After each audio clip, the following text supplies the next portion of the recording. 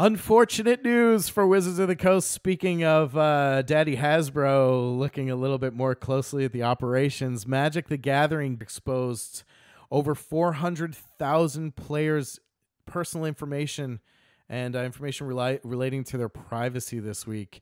Hundreds of thousands of Magic the Gathering gamers' data was exposed in a security lapse that suggests personal information was unprotected for months in Amazon Web Services backup file. We talked about Amazon in the recent news as far as it relates to a particular Kickstarter, but AWS is Amazon's web-based service platform.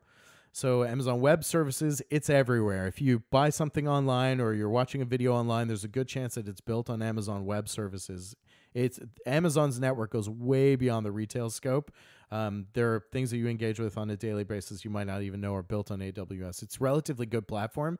This was not an issue with the platform. It was unfortunately mismanagement, mishandling, and best practices of handling that data and the digital information. So there was a backup file that was not password protected in their platform, not Amazon Web Services platform, but Magic the Gathering's databases.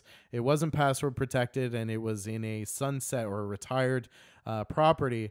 So unfortunately, this is an accidental exposure. It wasn't exposed by a hack or anything malicious or a phishing attempt to gain access to the information. This was simply oversight. So basically, somebody effed up, and as somebody who's been in that on the other side of that situation before, it's not pleasant when your information gets out there. So it was found by a cybersecurity firm that 453,634 players and nearly 500 email addresses for Wizards of the Coast staff were involved in the breach, so released or made available to the public at large. The players' info included names, usernames, email addresses, and encrypted passwords, which were not exposed by the breach. So these passwords, they're called salted, I believe, that they're obscured. So, but it doesn't mean that they're not hackable either if people wanted them. So if you are involved in any of these properties, majority of the breach came from a legacy database for players of Magic the Gathering Arena and Magic Online. So if you are involved in those, it might not hurt you to change your password. Just make sure that things are copacetic there. As far as these breaches go, in my personal experience, having been implicated in one previously, normally they'll move on, right? Like I don't think there's any. Well, I personally don't become concerned with anything. My phone number is released, and I got some weird phone calls at like 3 o'clock in the morning, 4 o'clock in the morning, a couple of times, and then it kind of petered out. People move on, right? So I don't think there's any real like tangible difficulty there typically for most people. But it is disconcerting, and it will set you off, and kind of it's uncomfortable to think that your stuff's out there. But most importantly, if you are a party to any of those platforms, go ahead and change your password. It doesn't hurt to start there.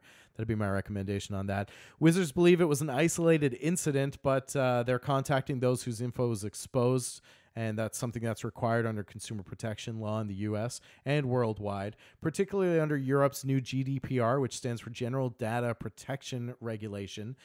This is about a year old now. GDPR is a very heavy-handed regulation that is focused on protecting users' personal data. It's highly important. I think it's a great process. It's coming to North America in phases and will absolutely be here eventually. So it's really designed to help protect and maintain the security around these types of information. We have to feel good about that as users, because we have to either submit an email or a phone number for a lot of these platforms. So it's important for us to feel confident that companies who are privy to our personal data are doing everything that they can to respect and protect that data. GDPR comes with very heavy fines for organizations that fall short of the standards under that regulation. Specifically, companies that operate in the global marketplace, Europe inclusive for GDPR, can be fined up to 4% of their annual turnover for such security breaches. It's a lot of money. It's a very hefty fine, and it should be, right? Because it's a lot. They have to make it more expensive than the cost of protecting the data, obviously. So when personal data is compromised, you could be looking at a 4% fine. That's just under GDPR. So that means Europe is going to fine you 4% of your turnover for being in breach or contradiction of GDPR and their global data protection regulation, or general data protection regulations. That's before anybody else gets their hands on you. So a very costly misstep if and when it happens. And I'm sure a lot of people were working over the weekend at MTG and Wizards.